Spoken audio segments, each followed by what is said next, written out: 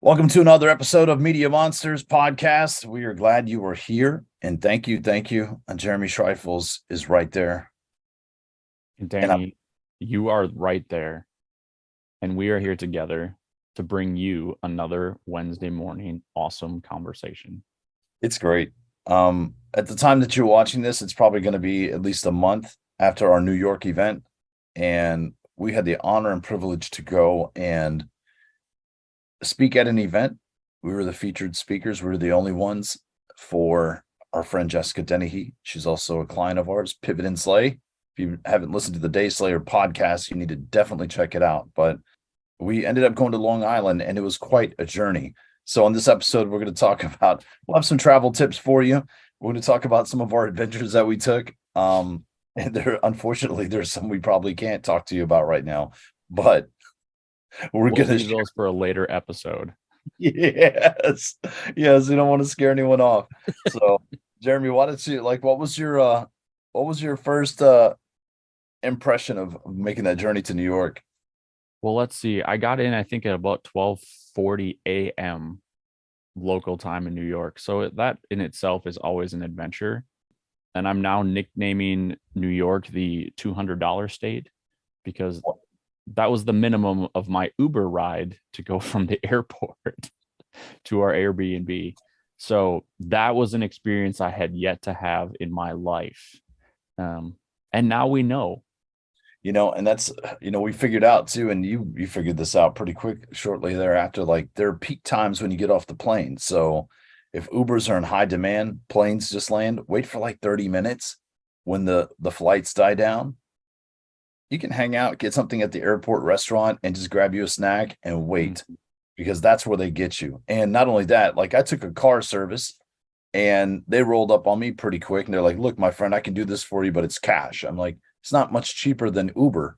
And you're actually making more because Uber takes 50% of your money. So why don't we call it an even 100? Yeah. And I ended up paying way too much. I paid way too much for my Uber, but the good lessons. That was one of our good lessons. So the lesson is this: next time, get on Turo. If you don't know about Turo, Turo, it's fantastic. It's reliable. You can get extra coverage too. Usually the cars are in pretty decent shape. You can rent a car as low as $62 a day. I did that on a trip to Hawaii and it was fantastic. So Yeah. Just another alternative, but I tried to even rent a car because I was like $200 for an Uber. I got to be able to get a car cheaper than this. But of course, at that time at night, all those rental companies are closed. So I was not getting it. So, cost of doing business, as some might say. However, we learned a thing or two and had a great time and had an opportunity to now have a story to tell. yeah, it was amazing. So we did get a really good deal though on our Airbnb. Shout out to Tracy. Woo woo. Right. Mr. Yes. Rifles delivered it up hot and fresh and found us a great place. It was a 2 bedroom. It almost seemed like it wasn't a basement, but it seemed like it could have doubled as a basement, right? Yeah. It's like, I think like a mother-in-law suite is what they call something like that. Yeah. Yeah, it was Perfect. fantastic. Yeah, I had a fridge, had a shower, 2 bedrooms. I had actually 2 beds of mine. I was like, man, this is great. I'm gonna like sleep on the other Could have had one. a third person there. Yeah, I could have had a third person in there, but the digs were convenient. They're in a quiet neighborhood. It was amazing. And I've got to tell you, it was probably that was an excellent find on our trip. So if you're not, fluid with Airbnbs, make sure you get fluid with them as soon as you can because they're wonderful options to staying in the hotel. I think we probably invested maybe $60 in snacky foods and things like that and water. Mhm. So we saved a ton of money just by doing those simple things. Even with the Uber ride, I think it was probably a total of $100 back and forth to with groceries to Walmart. So Right. um, Simple, easy, yeah, it's nice. essentials. So kind of broke down to like $25 a day per person or $50 a day per person just by doing that one thing. Right. So So nice, so easy. yeah, nice and easy. Let's talk about the event. The event was amazing. At 317 Main Street in Farmingdale on Long Island. We were Yes. directed. So now we understand the language and we will not screw it up ever again. So those of you listening that are on Long Island, you're welcome. We learned, Yes. we remembered, and thank you. Yes, yes, and shout out to Chef Eric. Eric is the he's a three-time Chopped champion. So if you ever watch that show, Chopped, he's fantastic. He's got an amazing story. If you follow him on social media, you can find him on Instagram. He's probably the most active there. But Chef Eric is here, let me see, let me get his handle for you because yeah, Chef Eric LeVine, Chef Eric LeVine. It's not Levine, it's Levine. But at one point he was severely overweight and he Mhm. lost a ton of weight. The guy looks great. He's very calm. We were kind of talking about the demeanor of chefs. You know, you think of Gordon Ramsay and you think of chefs and they're Mhm. angry and they're yelling. A lot of chefs are usually like that. I think it's the atmosphere, it's the speed, it's when you're high pressure, it's a high pressure situation, and when you're working in a 4 or 5 star type of environment, the expectations are high, and the demands are equally high too. So that pressure, like the chefs tend to lash out, but Chef Eric did not give us that indication this time. He's nice No. and almost like a yoga, right? Like a yogi. Yeah, totally. Calm, cool, collective. I think he's a black belt, so that probably helps a little bit. Yeah, his cheese centered. Yeah, So extremely centered. His food was on point, by the way. The food was amazing.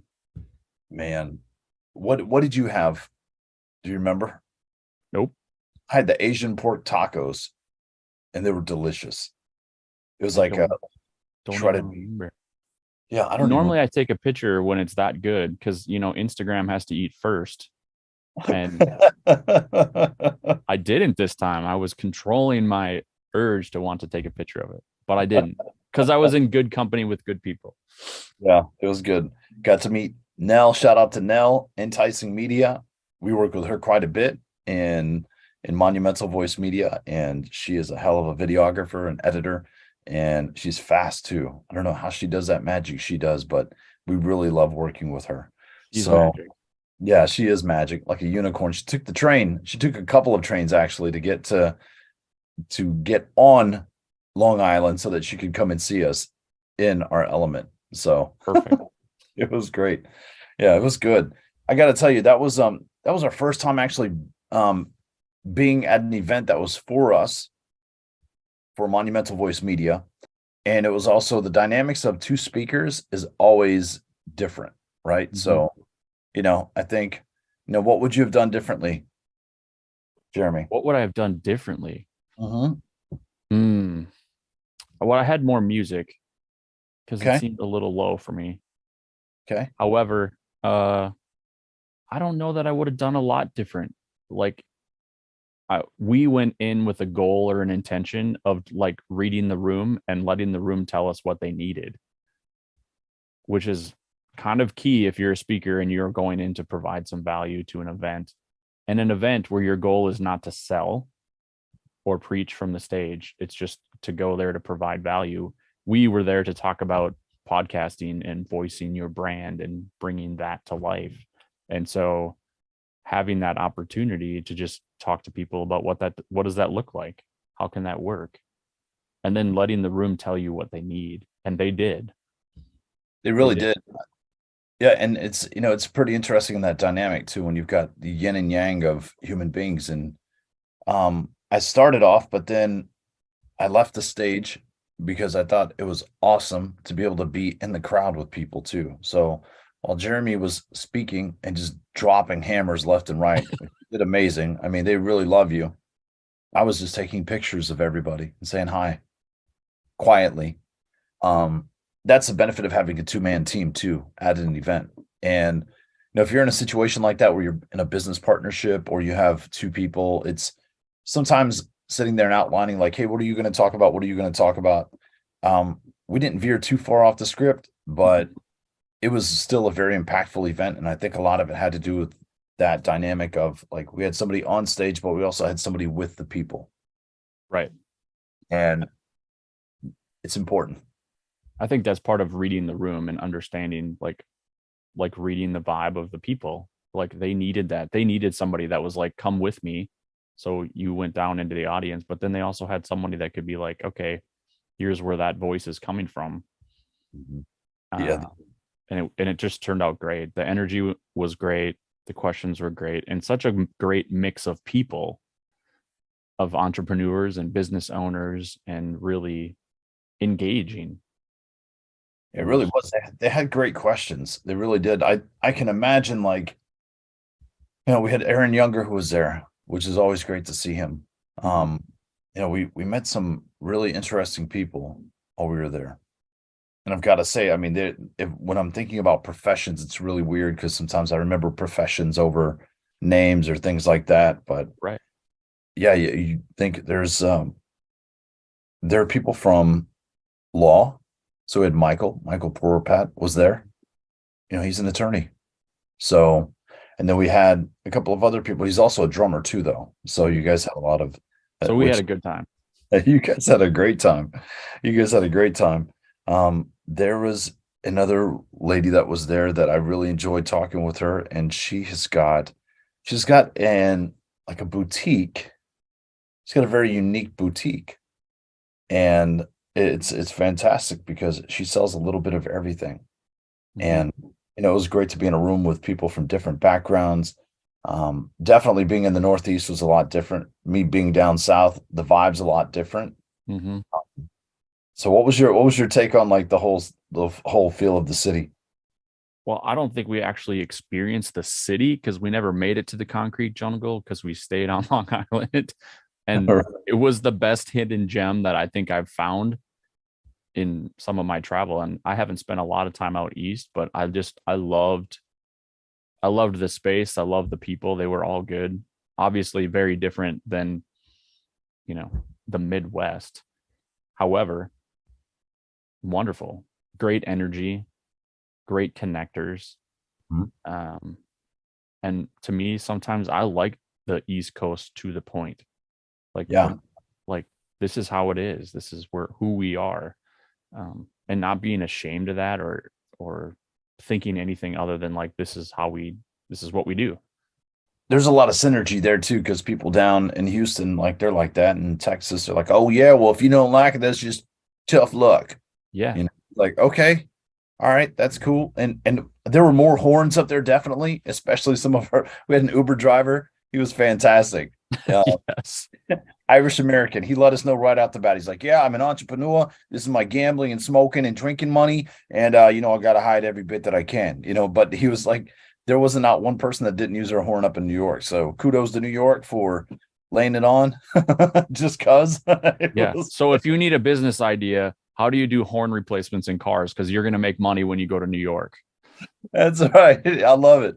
Yeah, I love it. I had a really, really good time. I had a good time up there and it was beautiful. And shout out to Brian Lewis Jr., who took us out on the beach and we went flat rolling. He dropped the air pressure on his truck on each of his tires to like 20 pounds, and we drove on the beach and on the sand, um, which is amazing in itself. I mean, you got to be highly scientific to do that. I was always wondering why I got stuck on the sand. Now I know. Right. And So you had low profile tires, probably, Danny. That those yeah, Cadillacs you drive, that's right. they're Yeah. not good for the beach anyway. Dragging my ankle. I know. I know. I was even on the hard sand and I got stuck. It was amazing. So yeah, it was an amazing trip. Jessica Dennehy did a fantastic job. If you haven't checked out her podcast, make sure you do. It's the Day Slayer podcast. Pivot and Slay is her brand. She owns a few barbershops called the Madman Barbershops up in New York. She's a co-founder and co-owner of them. And you need to check out her story because she is a fantastic human being. The thing I love about her is she took a dream. She had always wanted to meet Michael Strahan. And, you know, sometimes we talk about manifestation, but it's not just a manifestation. It's one thing to imagine and think about what it is you want to have happen, then say it out loud, put it on a vision board. But between that, before you get to that place, that manifestation, you have to do work and you Mhm. release any expectation of it. You may or you may not, but you got to put it out there. And the other key ingredient is actually doing the work. So, And she's shout out to definitely doing the work. she is. And, the happy ending to the story is that she did get to meet Michael Strahan just the week before. And it was a process that she went through. She tells a great story about that. And she had always followed him, always been a huge fan. And what are the chances of somebody like her? Not that there's anything bad, but like we're all regular people out here. So when you have a Michael Strahan, that's in your scope, how do you get to those people? we're going to talk more about that in future episodes because there is a science to it and there's also a process. And I think that would be a great episode where we have her on as a guest in the near future where she can tell us how she did that. That's absolutely perfect.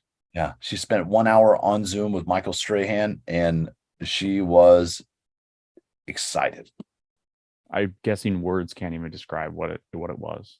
It was, yeah, there are no words. It'd be understated to try to put words to it, but we'll have Jessica Dennehy on this podcast so we can hear her story, hear where she's from, what she's done. She's done some amazing things in her life. So we'll save that for later. But any other last minute tips or, if people are going to New York that they should know?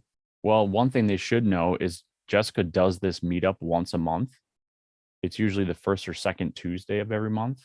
I do know, depending on when this airs, June will be the last one, and then she's taking a small summer break. So if you hear this after June of 23, make sure you check out her Pivot and Slay brand. Find this meetup if you're on the East Coast ever, because it's a great networking opportunity to meet some really fantastic people. And maybe even just reach out to her and see how can you do that same type of model in your area. It's brilliant too. You'll make a lot of friends, a lot of connections. So speaking of connections, make sure you are following us on Media Monsters on Facebook and follow Monumental Voice Media page as well too. We'd appreciate a like, comment, share. If there's anything you like, don't be afraid to engage. We do watch that page quite a bit. And if you're listening to this on audio only, make sure you follow us on our YouTube channel at Media Monsters 1111. So that's all I got. Thank you again for your time. See you next week. Rawr.